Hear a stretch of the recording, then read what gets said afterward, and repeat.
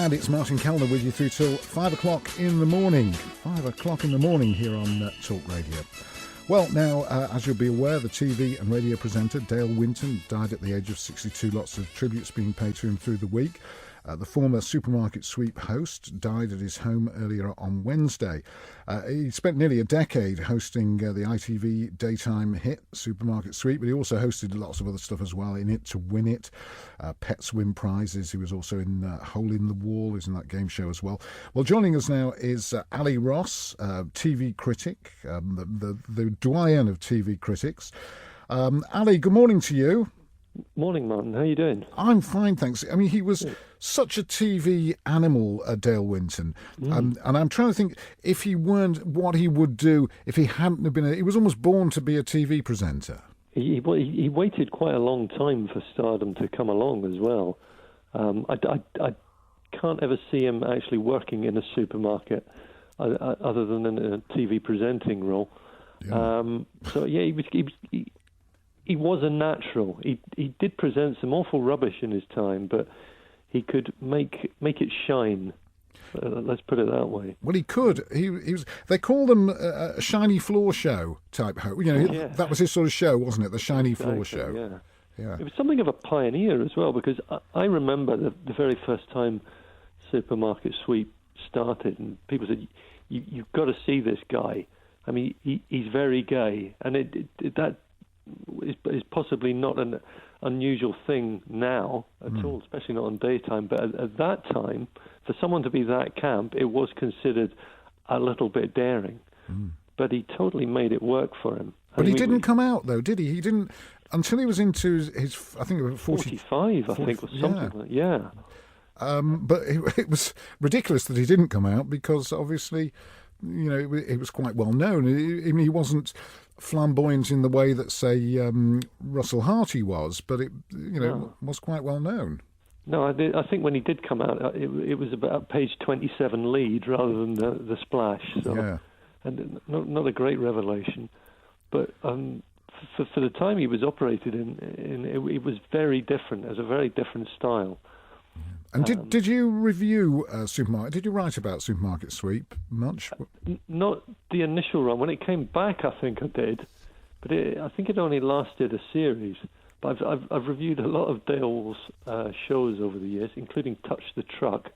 Oh yeah, Touch the Truck. I'd forgotten about that. Yeah, that was something else, wasn't it? One of Channel 5's great moments. I think it was spread over 5 nights. And he was a sort of guy that could, you know, however ludicrous the concept, he could actually make it work, you know, on its own terms. Yeah. I think I watched that possibly for Dale. A lot of people would have drowned with a format as simple, and let's face it, bad as that, where you basically just have to keep touching a truck. But yeah, that was for people who never saw it. What was the idea of the show? You started off with 15 or 20 people, top of the range truck, and you literally just have to keep touching it. Take your hand off it, you're out. You get a toilet break, and the last man standing, who turned out to be an eco-warrior, as I remember, so immediately flogged the truck, and I think gave some of the money to the Green Party.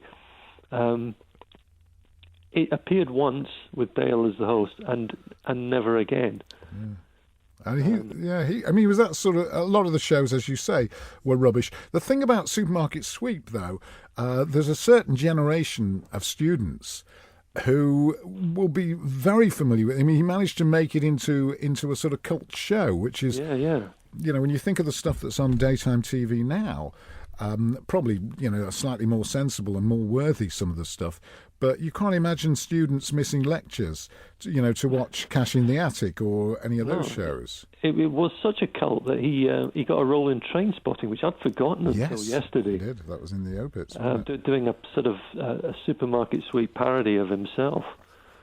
But it was just of its time, and it really did capture the imagination.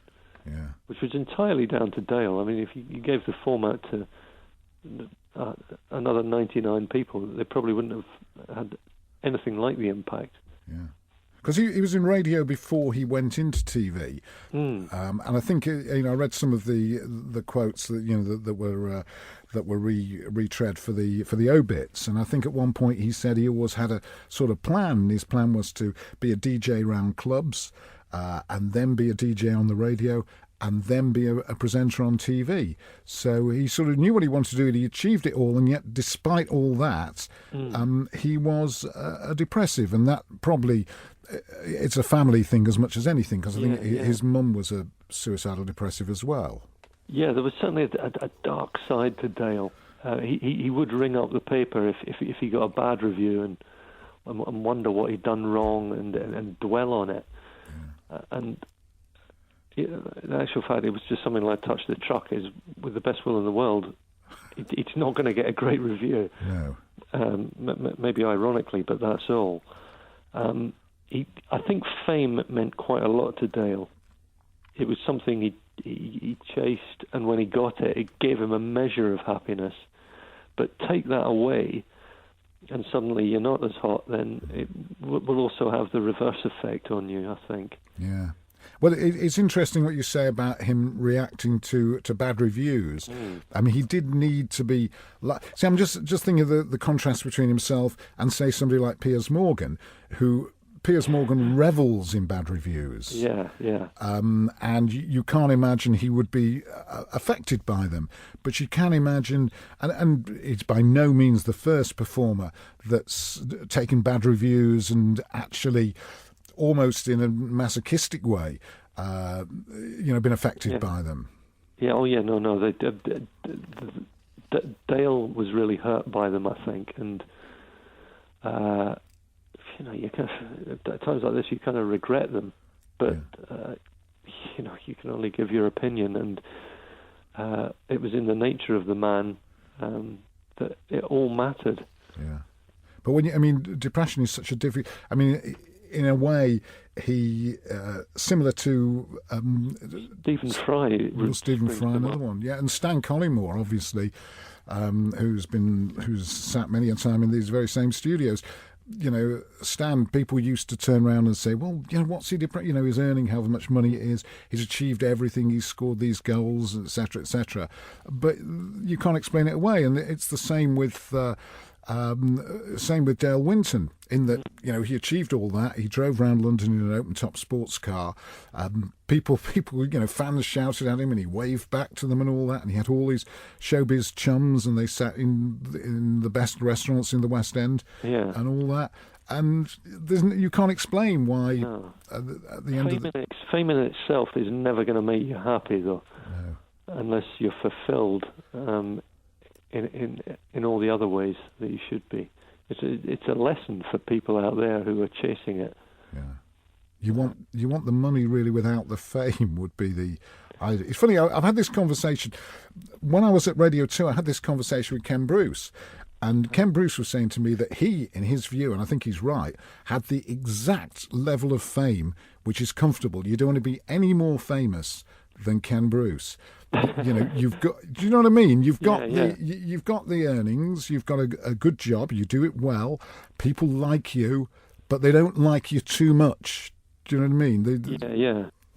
Well, it's a classic thing. Is that people dream of becoming famous, and when they do, they immediately put on sunglasses so no one recognises them. Yeah, it's a weird thing. It is a weird thing. The more I read all the obituaries of Dale Winton, and it's such a sad story. It is, isn't it? Yeah. Because there didn't seem to be, and I never knew him. Did you know him personally, or? I didn't. I know people who know him very well. Yeah. And you look through. It was quite a fragile character. Yeah, and no malice in him at all. As far absolutely not. You read right through all the obits, and you thought if there was anything, an edge to him or anything, you'd know about it. But there just seems to be no malice there. It was just no, a more political animal than you'd think. That's really one thing they always say. But yeah, he was very into politics. He'd written a few articles, in fact, on sort of. Not particularly mainstream websites, but he spent a lot of his life in Florida, so he was particularly keen on American politics. A fan of Donald Trump or not? funnily enough, he was. Yeah. Really? Yeah. He was certainly more open to the idea than probably most of us were. But yeah, he was certainly on the Republican side. Yeah, well, that's interesting, because I suppose Trump, in a way, if it's just the perma tan, he's sort of... There's a very point in the article he wrote. Yeah. Yeah.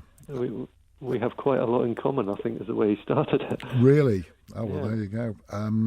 But as we say, sad news, and it is indeed. Yeah. It's almost like got elements of Greek tragedy in it, isn't it? When you look at his family history and everything else. Yeah. Ali, thanks ever so much for talking to us. My pleasure. Do appreciate it. Always a delight. Ali Ross there, a TV critic, joining us on Talk Radio.